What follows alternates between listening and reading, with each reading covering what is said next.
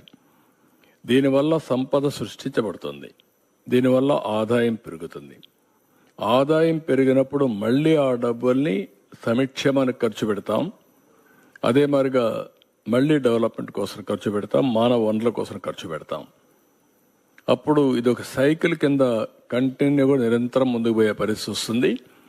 అందుకనే ఇక total ఎక్స్పెండిచర్లో development expenditure ఏ విధంగా పెడుతున్నాం, టోటల్ క్యాపిటల్ అవుట్లే అంటే క్యాపిటల్ అవుట్లే ఏదైతే జిఎస్టిపి మన రాష్ట్ర స్థూల ఆదాయం ఎంత ఉందో దానిపైన ఎంత పెట్టారు, revenue mobilization, state own resources revenues, మన ఆదాయం జిఎస్టిపిలో మనకు వచ్చిన ఆదాయం ఎంత వస్తూ ఉంది, state own revenue total expenditure ఎంత ఎక్స్పెండిచర్ పెడుతున్నాం, ఎంత రెవెన్యూ మనం కాంట్రిబ్యూట్ చేస్తున్నాం అప్పులు చేసి కాదు, fiscal prudence, gross financial deficit జిఎస్టిపికి, రెవెన్యూ డెఫిషిట్ జిఎస్టిపికి, debt index, interest payment revenue receipts ఎంత ఆదాయం వస్తూ ఉంది, దానికి ఎంత ఇంట్రెస్ట్ పే చేస్తున్నాం, అవుట్ స్టాండింగ్ లయబిలిటీస్ ఎంత అప్పు ఉంది, ఎంత జిఎస్టిపి ఉంది,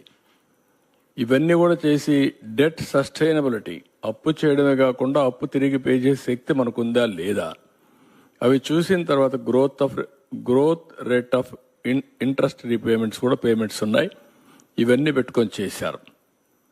ఇది GSTP at current prices for the year 2022-23 తయారు చేసిన రిపోర్ట్.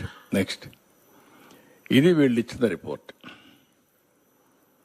ఈ రిపోర్ట్లో మీరు చూస్తే ఫిజికల్ హెల్త్ ఇండెక్స్ ఒరిస్సా 67.8 ఉంటే మనం 20.9, 3 రెట్లు మనకంటే 3.5 రెట్లు ఉన్నారు, పైనున్నారు.